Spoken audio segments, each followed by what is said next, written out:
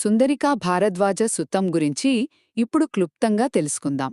అసలీ కథ ఏంటంటే, యజ్ఞాలు చేసే ఒక బ్రాహ్మణునికి, బుద్ధునికి మధ్య జరిగిన ఒక సంభాషణన్మాట. ఇందులో మనకు తెలిసే అసలైన విషయం ఒక్కటే. మనిషి పవిత్రత అనేది పుట్టుక వల్లగాని, మనం చేసే ఆచారాల వల్లగాని రాదు. అది పూర్తిగా మన నడవడిక మీదే ఆధారపడి ఉంటుంది. సరే, ఇందులో మొదటి విషయం చూద్దాం.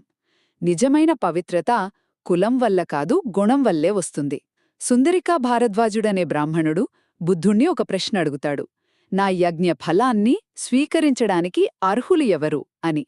దానికి బుద్ధుడు చాలా సింపుల్గా చెప్తారు. పుట్టుక అస్సలు ముఖ్యం కాదు. ఎవరైతే కోరిక, ద్వేషం, మోహం లాంటివి జయిస్తారో వాళ్లే నిజంగా అర్హులు.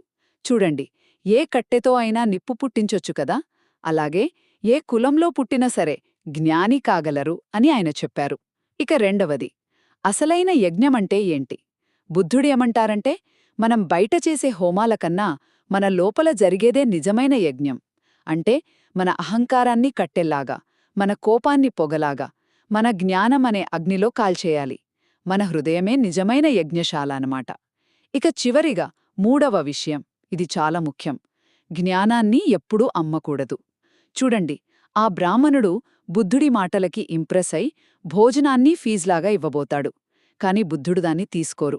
ఎందుకంటే ధర్మాన్ని చెప్పినందుకు ప్రతిఫలమాశించడం కరెక్ట్ కాదు. అది వ్యాపారమవుతుంది. సత్యానికి వెలకట్టలేం కదా. సో ఒక్క మాటలో చెప్పాలంటే, ఈ సుత్తం మనకు గుర్తుచేసేదేంటంటే, బయట చేసే ఆచారాల కన్నా మన మనస్సుని శుభ్రం చేసుకోవడమే అసలైన పవిత్రత.